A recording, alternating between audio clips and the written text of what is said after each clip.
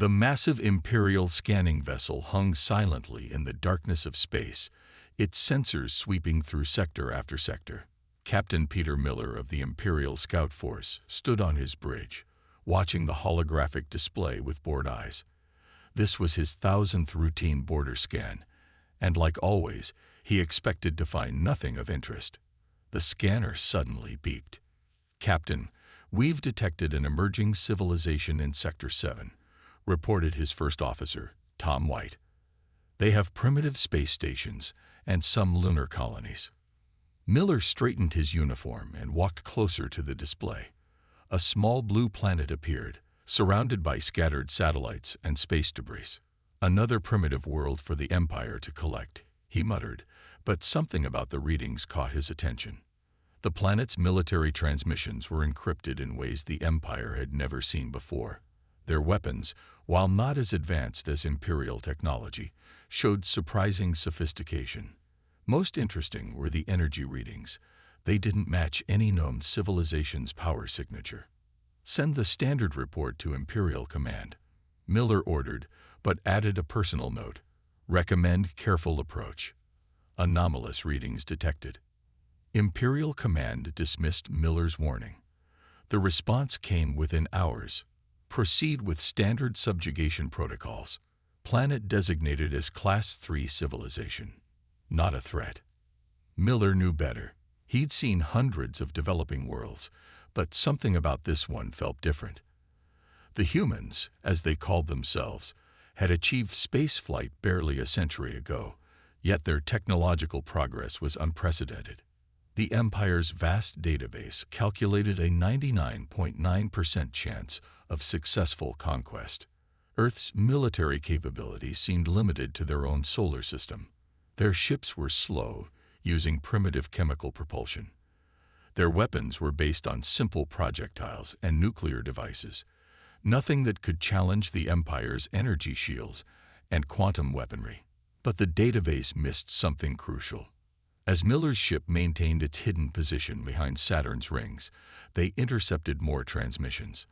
The humans were discussing things that shouldn't be possible for their level of development: quantum computing, dark matter manipulation, and artificial intelligence far beyond expected parameters.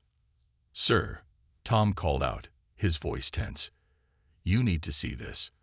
The display showed a small human space station, nothing remarkable, except it had vanished from their sensors for exactly 2.3 seconds before reappearing. Imperial sensors never failed. Never. Miller typed furiously at his console, marking Earth as a potential high-risk target. Again, Imperial Command overruled him. "Your concerns are noted but irrelevant. Proceed with standard protocols." The Empire had conquered 10,000 worlds. Their doctrine was simple: show overwhelming force, demand surrender, and absorb the new world into their collective. It had worked perfectly for over 10,000 years. Miller recorded one final log entry. "I believe we are making a serious mistake. These humans, they're hiding something. Their technology is deliberately disguised to appear primitive.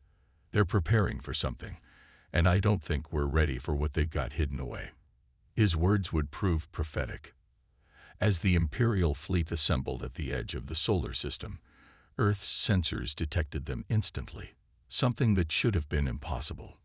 Miller watched in growing concern as human communications suddenly switched to new frequencies that even Imperial codebreakers couldn't decipher. "Sir," Tom reported, "Earth's military installations are going dark. All civilian satellites are being repositioned. They know we're here."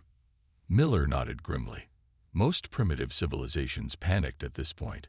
They would detect the Imperial fleet and descend into chaos. But the humans were different. They were organizing, preparing, moving with practiced precision that suggested they had planned for this exact scenario. "Send the final warning to Imperial Command," Miller ordered. "Tell them we should wait. Study them longer. Something isn't right." The response came back immediately. "Proceed with subjugation. Your concerns are dismissed." Glory to the Empire. As Miller watched his display, he noticed something that made his blood run cold. The humans weren't running. They weren't panicking. Instead, military bases across Earth were powering up systems that hadn't been visible before. Hidden installations on their moon and Mars sparked to life. The Empire had just woken a sleeping giant, and Miller knew, with crushing certainty, that his superiors had made a terrible mistake. The first contact was about to become the first warning, not for Earth, but for the Empire itself. The Imperial flagship's message blazed across every screen on Earth, translated into all major languages. Primitive species of Sol 3, you will surrender within 48 hours. Resistance is futile. The Empire has conquered 10,000 worlds. You will become the 10,001st. This is not a negotiation. In the United Earth Defense Command Center deep beneath the Rocky Mountains, Admiral James Walker watched the message repeat. Unlike most officers around him, he wasn't afraid. He was smiling. "Send our prepared response package," Walker ordered, his voice calm and steady. His communications officer hesitated. "Sir, shouldn't we wait for the Global Council's decision?" Walker shook his head. "The Council approved this response 5 years ago. Execute Protocol Sleeping Dragon." Across Earth, hidden military bases activated their defensive shields.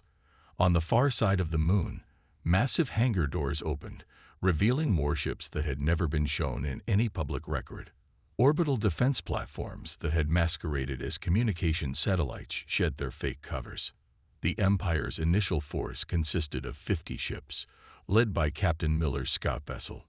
They expected to see panic. Instead, their sensors detected thousands of power signatures suddenly appearing throughout the solar system. "Impossible," Miller whispered, staring at his readings. "They have quantum shielding." "How do they have quantum shielding?" The human response arrived on all Imperial channels. It was a simple video showing Admiral Walker sitting at his desk, looking remarkably relaxed. "To the Galactic Empire," Walker began, "we've been expecting you.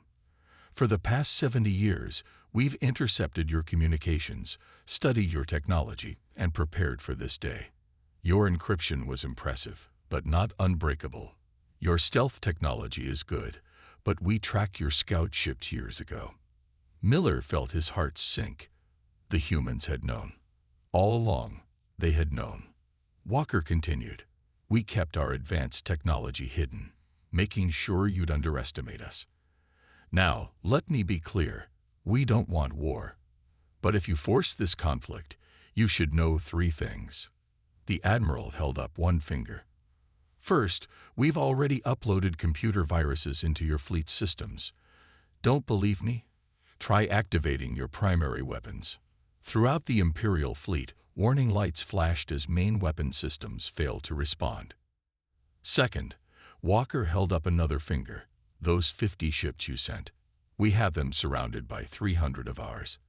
They've been cloaked, waiting for this moment." As if on cue, human warships materialized around the Imperial fleet, their designs unlike anything the Empire had seen before. And third, Walker's expression hardened, "We're not like the other worlds you've conquered. We've spent our entire history fighting ourselves, perfecting the art of war. We don't want to use this knowledge, but we will if we must." Miller watched in horror as his tactical display showed the true extent of Earth's military power. Space stations armed with weapons that his sensors couldn't even classify. Defensive grids that made the Empire's best shields look primitive. "You have 24 hours to withdraw," Walker concluded. "After that, we will consider your presence an act of war. And trust me, you don't want to see how humans wage war." The transmission ended, leaving the Imperial fleet in stunned silence. Miller immediately sent an emergency message to Imperial Command. "Earth is not a Class 3 civilization." Repeat, "Earth is not a Class 3 civilization. Request immediate withdrawal authorization." The response took longer this time. When it came, it wasn't what Miller expected. "Withdrawal denied. Main fleet dispatched. Hold position. Glory to the Empire." Miller looked out at the human ships surrounding his fleet. Their designs were elegant but clearly built for war. No wasted space, no decorative elements like Imperial vessels. These were pure weapons platforms, created by a species that understood one thing above all else: how to fight. As the 24-hour deadline began counting down, Miller realized that the Empire hadn't come to deliver a warning. They had come to receive one. And soon, they would learn exactly why picking a fight with humans was the worst mistake the Empire had made in 10,000 years. The 24-hour deadline ticked away in tense silence. Inside Earth's main defense command, Admiral Walker watched the tactical display showing the Imperial fleet's position. They hadn't moved. "They're really going to try it," he muttered, shaking his head. "Sound general quarters. All stations, prepare for combat." Across the solar system, humanity's true military might emerge from hiding. Massive warships, their hulls black as space itself, moved into attack positions.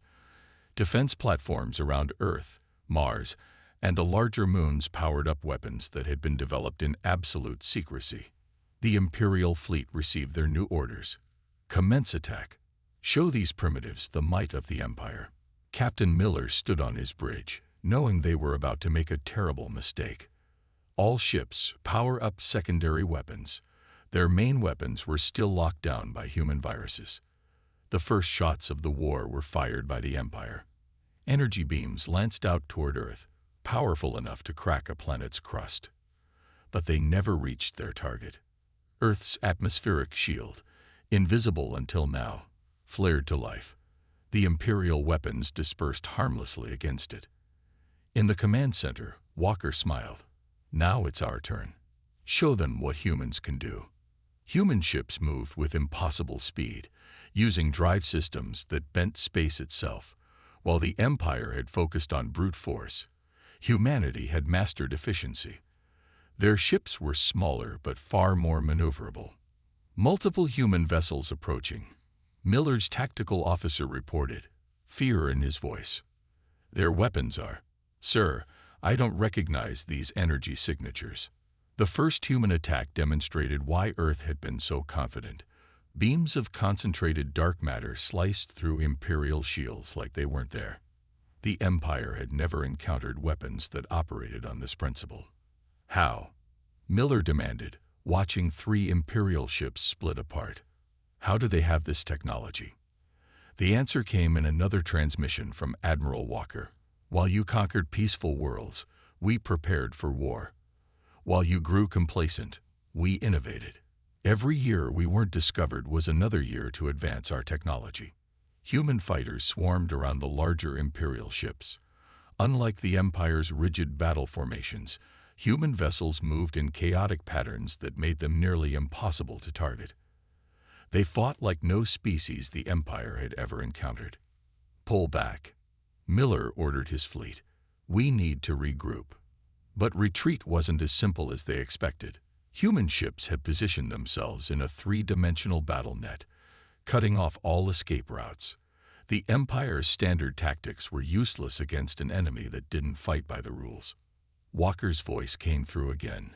"This is your final warning. Surrender now, and we'll let your ships leave. Continue fighting, and we'll be forced to demonstrate our full capabilities." The Empire's response was predictable. More ships began arriving through hyperspace. The main fleet was coming. Miller watched in horror as his tactical display showed the true scale of Earth's response. Hidden shipyards around Jupiter and Saturn released thousands of automated drone fighters. Defensive satellites around Earth transformed into weapon platforms. "Sir," his sensor officer called out, "the humans are deploying some kind of new technology. Energy readings are off the charts." What happened next would be remembered in Imperial records as the moment everything changed. Human ships activated their quantum phase drives, allowing them to exist partially out of normal space. Imperial weapons passed right through them, while human attacks struck with devastating accuracy. "This is impossible," Miller whispered. "They're supposed to be primitive. They're supposed to be easy to conquer." The battle lasted less than an hour. Of the 50 Imperial ships that started the fight, only Miller's command vessel remained intact. The humans had deliberately spared it. Walker's final message was brief. Take this message back to your empire. We gave you a chance to leave in peace. What happens next is on your heads. As Miller's damaged ship limped away from the solar system, he recorded one last log entry. We didn't come here to fight a primitive species. We came here to fight humanity. And humanity, it seems, has been preparing for this fight for a very long time. The response to the Empire's aggression was clear. Humanity wouldn't be conquered. They wouldn't be subjugated. And they were about to teach the galaxy a lesson it would never forget. The real war was about to begin. The Empire's main battle fleet emerged from hyperspace at the edge of the solar system, 5,000 warships strong. Their massive dreadnoughts, each the size of a small moon, cast long shadows across space. Leading them was Grand Admiral Stone, undefeated in 300 years of service.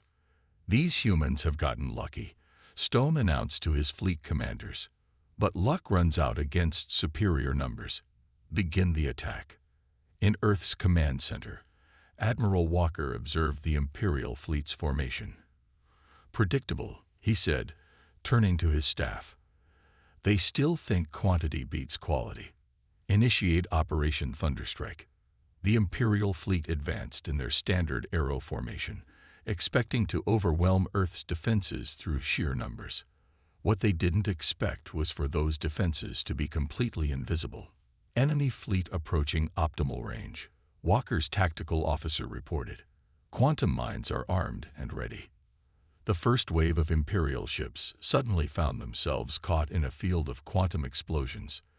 The mines, phased slightly out of normal spacetime, had been undetectable to Imperial sensors. Ships began disappearing in balls of light as space itself twisted around them. Impossible, Stone shouted, watching a quarter of his fleet vanish in seconds.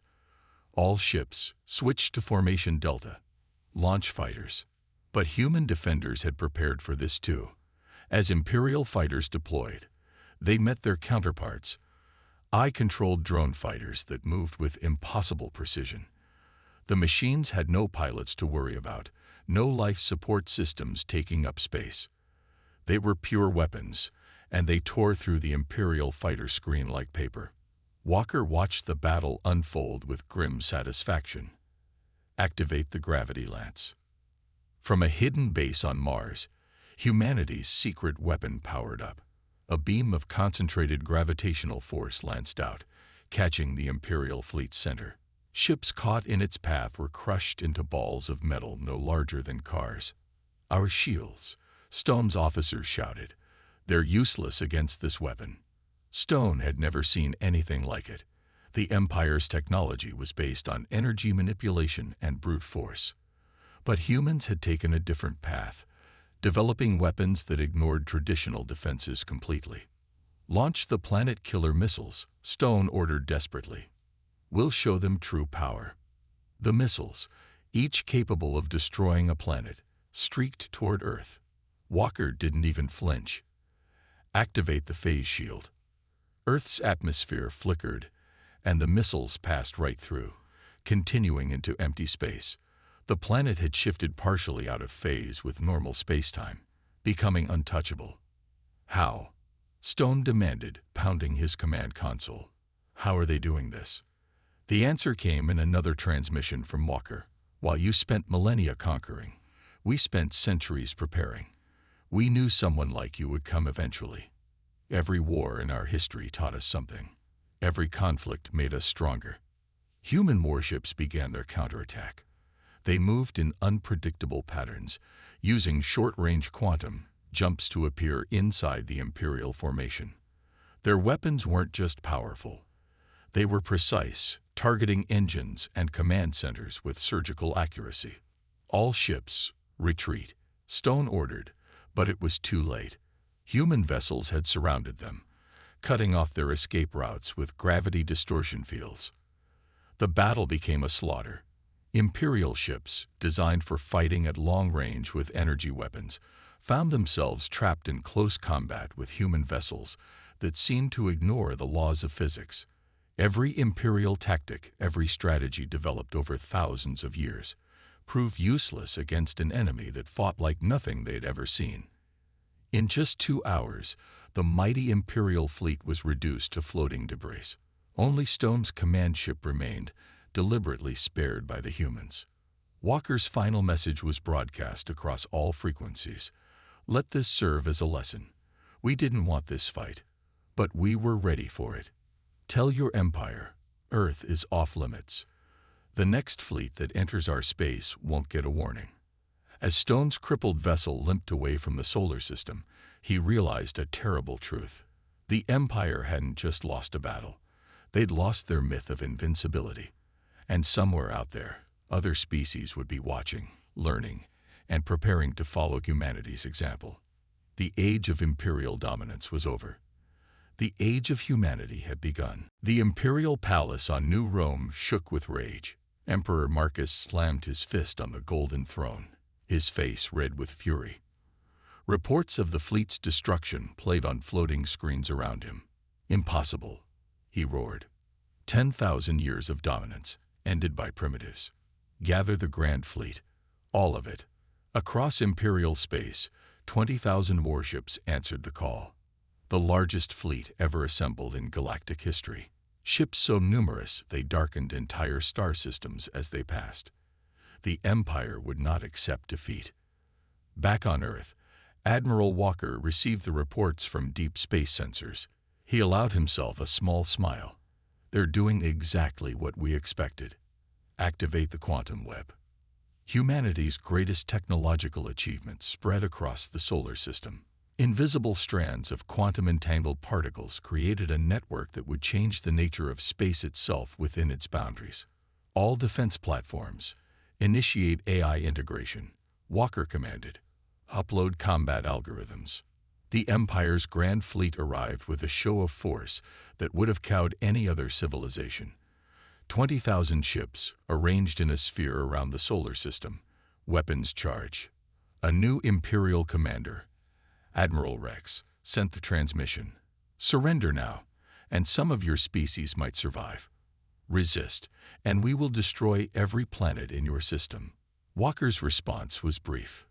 Look behind you. The Imperial fleet's rear sensors detected new signals. Hundreds of human ships had appeared from nowhere, having used their phase drive technology to approach undetected. Fire, Rex ordered, but nothing happened. Within the quantum web, human AIs had taken control of space-time itself.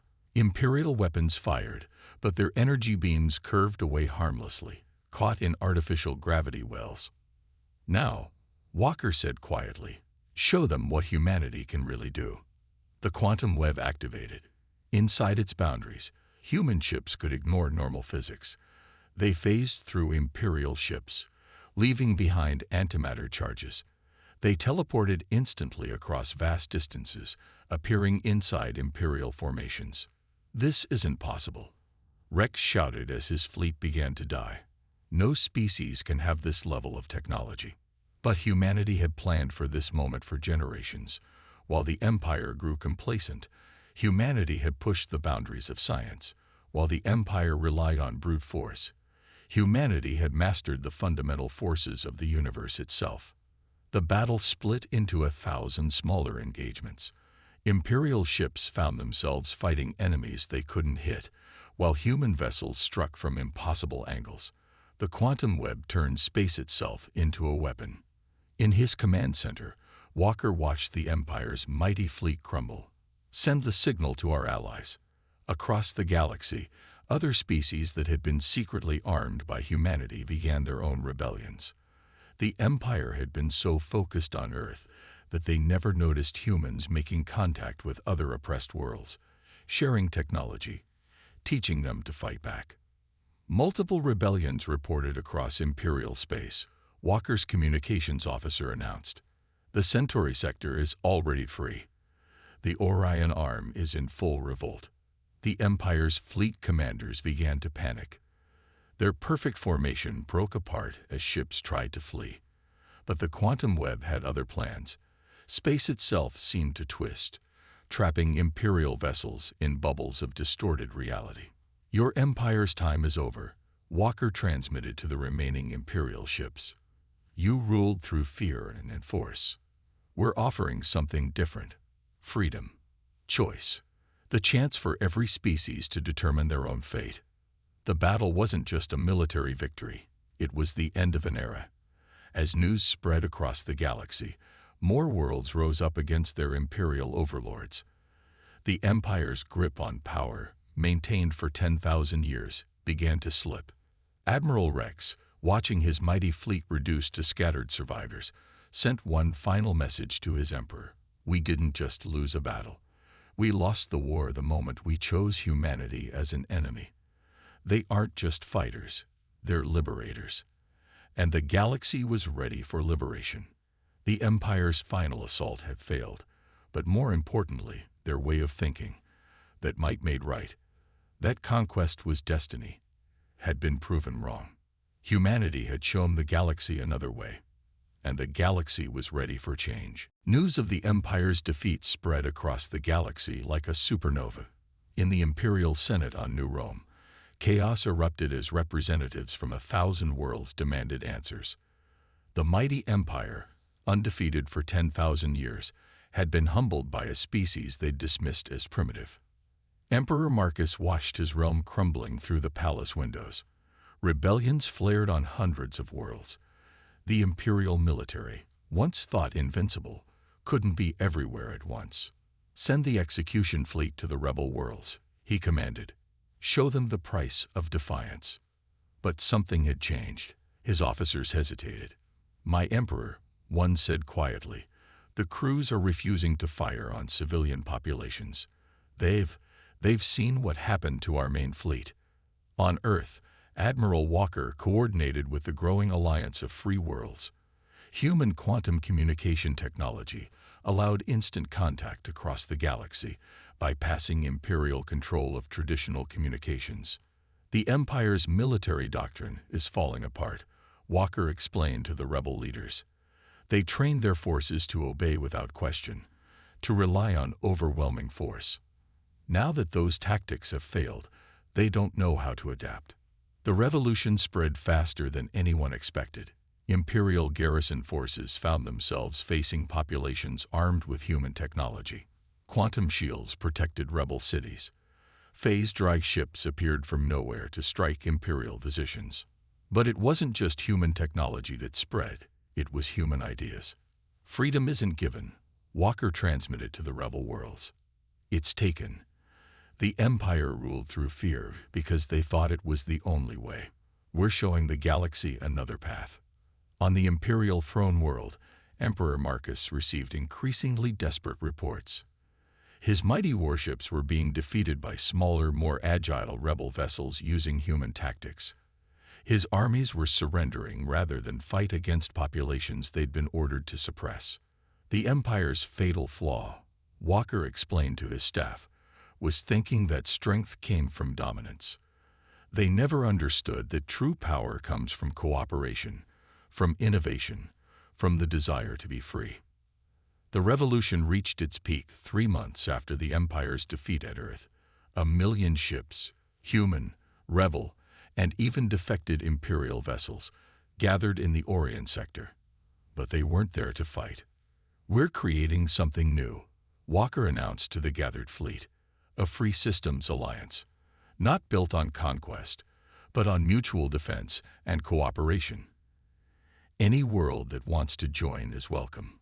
The Empire tried one final gambit. Emperor Marcus himself led a fleet of loyalist ships against the alliance gathering. He expected to find chaos, disorder. Instead, he found unity.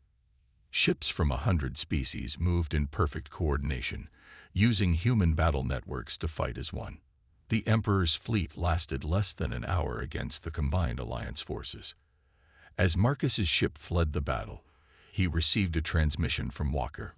"Your empire was built on the idea that the strong should rule the weak, but you never understood what true strength is. It's not about having the biggest guns or the most ships. It's about having something worth fighting for." The revolution transformed into something more, a renaissance. Freed from imperial restrictions, species began sharing technology and culture. Human universities opened their doors to students from across the galaxy. The quantum web expanded, connecting worlds that had been isolated for millennia. In the imperial palace, Marcus watched his empire dissolve not through military defeat, but through choice. World after world chose to join the alliance, leaving the empire behind like a snake shedding old skin. Walker's final message to the emperor was broadcast across the galaxy. We could have destroyed you completely, but that's not who we are. The alliance will accept even imperial worlds that wish to join. The choice is yours. Remain alone in your fading glory, or join us in building something greater. The revolution succeeded not just because of superior technology or tactics, but because humanity offered something the empire never could: hope. Hope for a future where strength meant protecting the weak, not exploiting them. Where power came from cooperation, not conquest. The galaxy would never be the same. And that was exactly what humanity had intended all along. 1 year after the revolution began, representatives from over 10,000 worlds gathered in Earth's orbital parliament station. The massive structure, built using quantum engineering, could host delegates from every known species in comfort. Admiral Walker, now serving as Earth's representative to the Alliance Council, stood at the central podium. The chamber hummed with translation devices as he addressed the gathered species. A year ago, the Empire thought they could simply add Earth to their collection of conquered worlds. He began. Today, we gather not as conquerors and conquered, but as equals. The Free Systems Alliance is now a reality. Former imperial worlds sat alongside their one-time rebels. Species that had been enemies for centuries worked together in alliance research centers. The quantum web now connected nearly every inhabited system, creating an unprecedented era of communication and cooperation. In the far corner of the chamber, a small delegation of imperial loyalists watched. Their once mighty empire had been reduced to a handful of core worlds. Emperor Marcus had finally accepted reality and sent representatives to negotiate terms. The Empire's warning to avoid human space has become famous across the galaxy, Walker continued, but not for the reasons they intended. Species now come to human space not out of fear, but seeking knowledge, trade, and alliance. The Alliance's combined fleet now numbered over 1 million ships, but they weren't built for conquest. They patrolled trade routes, responded to natural disasters, and protected member worlds from any who still dreamed of empire building. Humanity's greatest weapon was never our technology, Walker explained to the assembly. It was our ability to imagine a different future. When the Empire said kneel, we didn't just refuse, we showed the galaxy how to stand. The new order brought changes no one had expected. Species that had been technological rivals for centuries now shared research. The quantum web evolved into a galactic information network, allowing instant communication and cultural exchange across vast distances. Even the former imperial capital of New Rome was transforming. Its strict hierarchies and golden palaces gave way to universities and research centers. Former imperial scientists, freed from military control, turned their skills to peaceful development. But our greatest achievement, Walker said, isn't military or technological. It's proving that different species can work together as equals. That strength comes not from domination, but from unity. The Alliance's constitution, displayed on massive screens around the chamber, enshrined principles that would have been unthinkable under imperial rule. Every member world had an equal vote. Technology and knowledge were shared freely. Military power was controlled by civilian authority. In the chamber's viewing gallery, Captain Miller, the imperial officer who had first warned about underestimating humans, watched with interest. He had defected to the Alliance during the Revolution, one of many who chose a new path. The Empire's warning about human space was right, Miller mused to a colleague, but not because humans are dangerous. It's because once you see how they do things, you can't accept the old way anymore. The formal ceremony ended with the signing of the Alliance Charter. 10,000 worlds, choosing to unite not through force, but through choice. The galaxy's longest-lasting empire had been replaced not by chaos, but by something better. Walker's final words echoed through the chamber. The Empire warned others to run from human space. Instead, the galaxy has run toward us, toward a future where no species needs to kneel before another, where strength means lifting others up, not pushing them down. As the delegates filed out, news arrived from across the galaxy. The last Imperial holdout worlds had requested Alliance membership. The empire that had ruled for 10,000 years was truly finished, replaced by something none had imagined possible. Humanity's first interstellar war had ended not just in victory, but in transformation. The Empire's warning to avoid human space had become an invitation to join humanity in building a better galaxy. And that was the greatest victory of all. The end.